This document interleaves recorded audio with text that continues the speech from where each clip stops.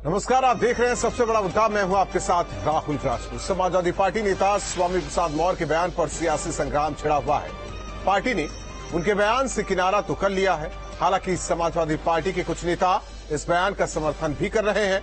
BJP Swami Prasad के बयान के बहाने अखिलेश को घेरने में जुटी है, तो ये अखिलेश समेत पार्टी के बड़े नेता इस मुद्दे पर चुप्पी साधे हुए हैं।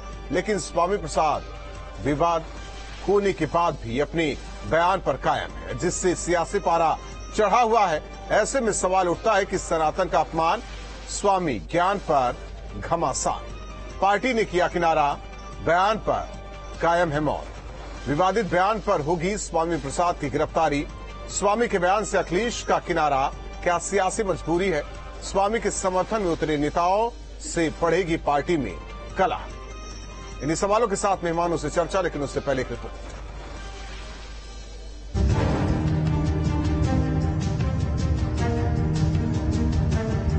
श्री रामचरितमानस पर ज्ञान देने वाले समाजवादी पार्टी के नेता स्वामी प्रसाद मौर्य की मुश्किलें बढ़ गई हैं। जहां समाजवादी पार्टी ने उनके बयान से किनारा कर लिया, तो वहीं दूसरी तरफ पुलिस भी एक्शन की तैयारी में है। केस दर्ज होने के बाद भी स्वामी प्रसाद पीछे नहीं हटे। रायबरेली पहुंचे स्वामी प्रसाद मौर्य ने साफ कर दिया कि वो अपने बयान पर कायम है।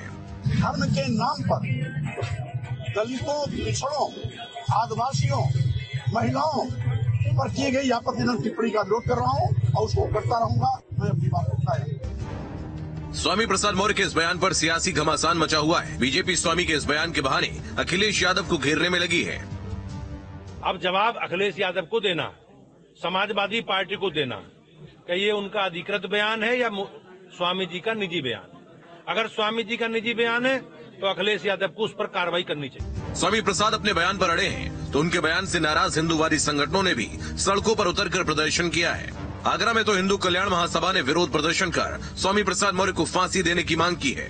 उन्होंने हमारे श्री ग्रंथ रामचरितमानस में इतनी भद्दी टिप्पणी करी है, उनको तो फांसी, केवल भारतीय सरकार उनको फांसी दे, वो फांसी पर लटकाना चाहिए उनको। स्वामी प्रसाद मौर्य के बयान से बीजेपी नहीं बल्कि समाजवादी पार्टी के नेता भी नाराज नजर आए हैं। वहीं पार्टी में स्वामी के समर्थन में भी सुर उठने लगे हैं। एसपी विधायक तूफानी सरोज ने रामचरितमानस की वह चौपाई ट्वीट की जिस पर स्वामी ने आपत्ति जताई थी। जो मैं मौर्य जी ने इस पंक्ति को डिलीट करने की बात कही है, मैं उसका समर्थन करता हूं। हमें लगता है शुद्ध समाज के सारे लोगों को इसका समर्थन करना चाहिए।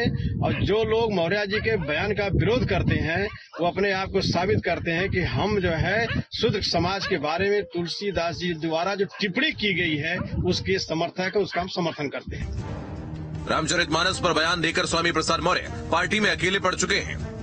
पार्टी ने अभी तक उन पर कोई कार्रवाई तो नहीं की, लेकिन अखिलेश ने उनसे दूरी बनाकर रखी है। इस बीच बीजेपी स्वामी के सहारे अखिलेश को घेरने में लगी है। Team news state. और हमारे साथ मेहमान जुड़े हैं। सबसे पहले परिचय करा दे डॉक्टर एच.एस. रावत जी, हिंदू धर्म गुरु, ओंकार सिंह जी, प्रवक्ता कांग्रेस। आप दोनों मेहमानों का स्वागत है।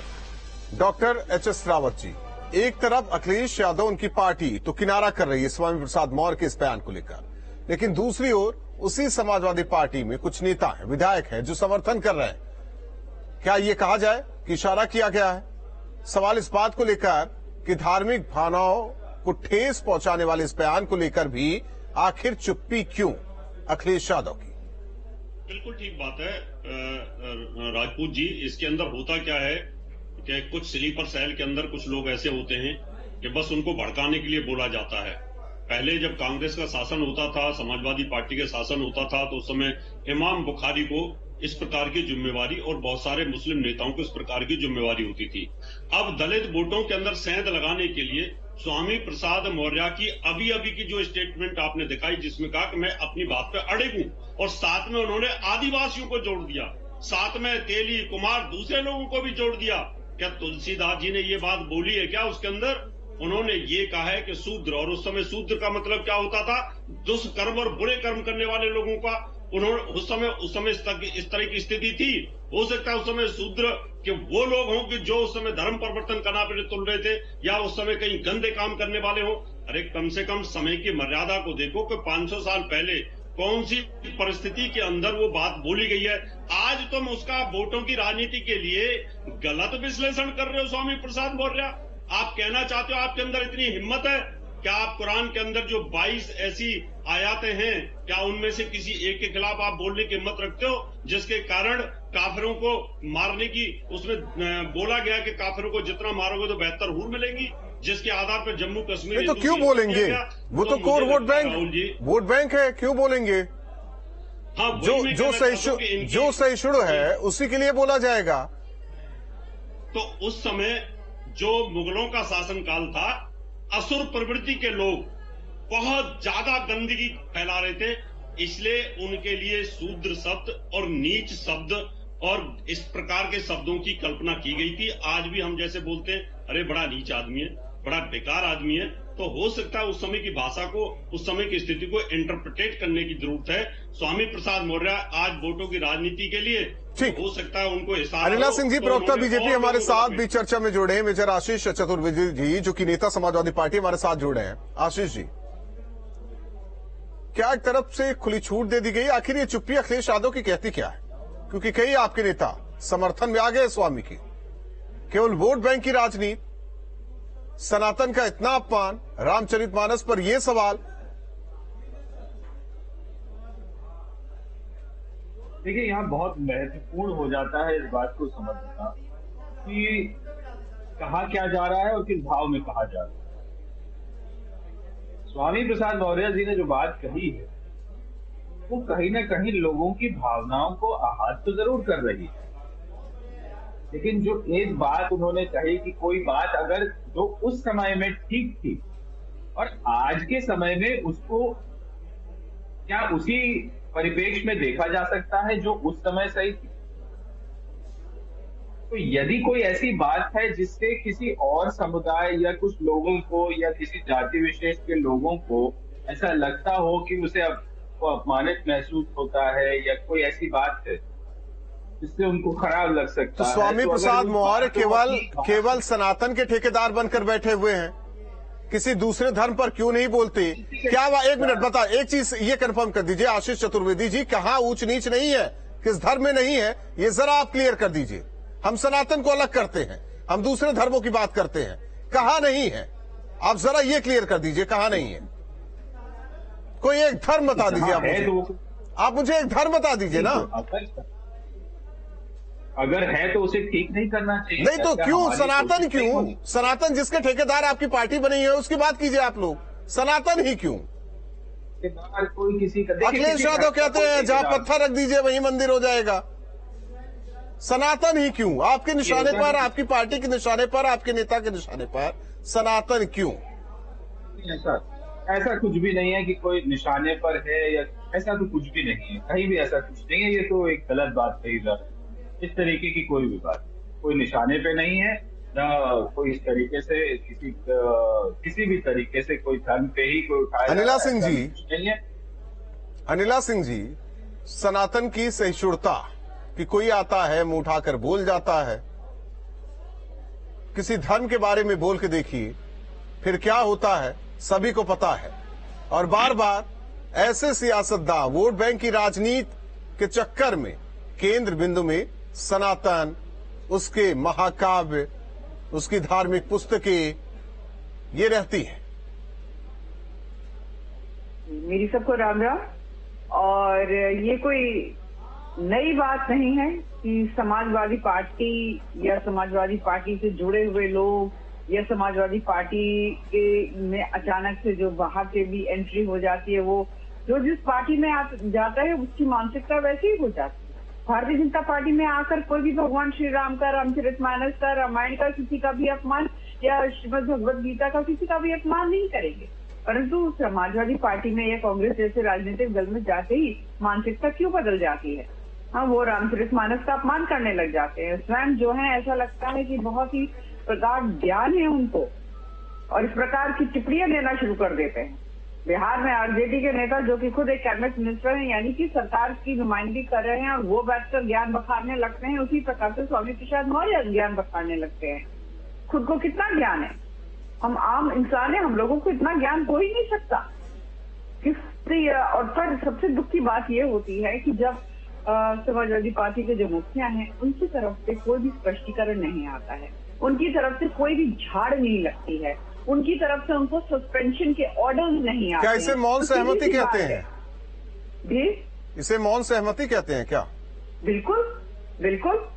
भाई, जिन लोगों ने कार सेवकों को गोलियों से भून डाला, सरयू नदी लाल कर डाली, अयोध्या की सड़कें जो हैं कांप उठी थी, जिस प्रकार से कार सेवकों की हत्या कर दी गई थी, उनका केवल दोष इतना ही था ना कि उनका समर्पण था कि रामलला का मंदिर बने, भव्य मंदिर बने, जल्दी से जल्दी बने।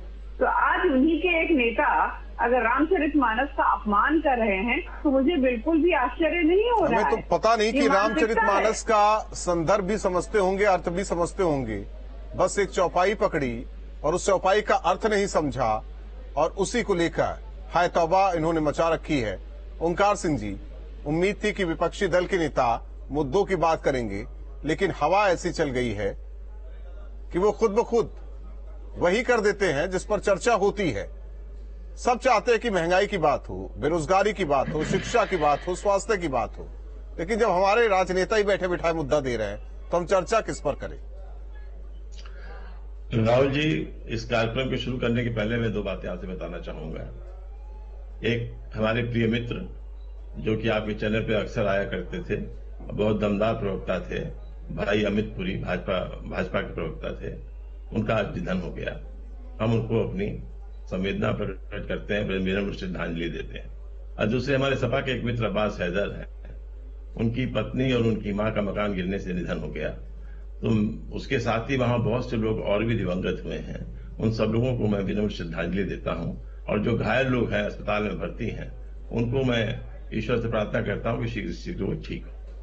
अब रहा जो स्वामी प्रसाद मौर्य जी की बात आपने कही, बिल्कुल गलत है। उनको समझना चाहिए, और वो तो मंत्री रहे हैं सरकार में, कई जगह रहे हैं, भारतीय जनता पार्टी में भी मंत्री रहे, बसपा में भी मंत्री रहे, यहां तो चुनाव वो हार गए, लेकिन इसके बाद भी उनको कम से कम इतना ज्ञान होना चाहिए कि जिस शब्द को लेके वो बोल रहे हैं उसका अर्थ तो समझ लेते। ताड़न शब्द जो है अवधि का शब्द है और इसका मतलब होता है समझना या परखना। और ये किसने कहा है रामायण में? तुलसीदास जी ने ये बात कहलवाई है समुद्र देव से। और समुद्र देव से कब कहलवाई? जब समुद्र देव पर भगवान राम ने बाण ताना और जब अनुसंधान किया तो जब बेचैनी उनकी बढ़ी तो उनको पता समझ में आया कि उनका जो अभिमान था वो किस तरह से चूर चूर हुआ। तब उन्होंने कहा है, ढोल गंवार शूद्र पशु नारी यह सब ताड़न की अधिकारी। मतलब ढोल जो है, ढोलक तभी बजता है, हम आप बजाएंगे तो नहीं बजेगा, लेकिन जो ढोलक बजाने वाला जो जानता है, समझता है कि कहां हम ताल करेंगे जहां आवाज निकलेगी बढ़िया। पशु हाथी पर महावत जब कंट्रोल करता है अंकुश से, आप कंट्रोल करेंगे तो नहीं कर पाएंगे, लेकिन जो निपुण होगा, जो समझदार होगा, वही कर पाएगा। स्त्री के साथ अगर हमको रहना है तो स्त्री को हमें समझना पड़ेगा, तभी हम स्त्री के साथ रह पाएंगे, नहीं तो हमारा जीवन बेकार होगा। और जो सहायक होता है, सहायक को अगर आप निर्देश नहीं देंगे तो वो काम क्या करेगा उसको बताइए। यही तो उन्होंने कहा है।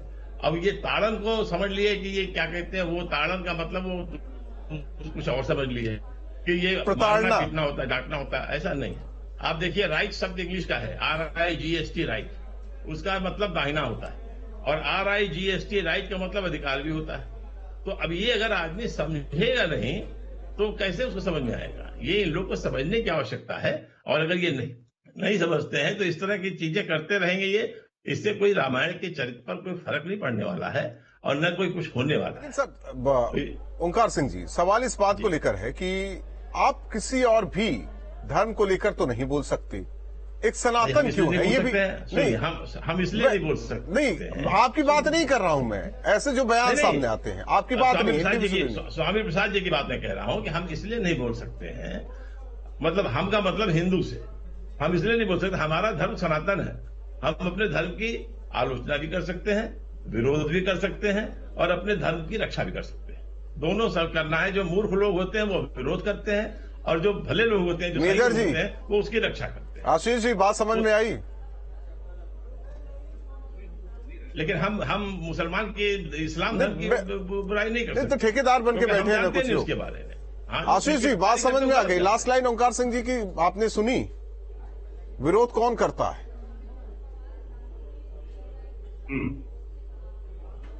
हाँ, देखिए, हमने कभी भी समाजवादी पार्टी में जो स्वामी प्रसाद जी का जो बयान है उसका समर्थन ठीक है, आपने समर्थन नहीं किया। प्रसाद मौर्य ने आपके जौनपुर के किराकत से तूफानी सरोज विधायक हैं, उन्होंने समर्थन कर दिया।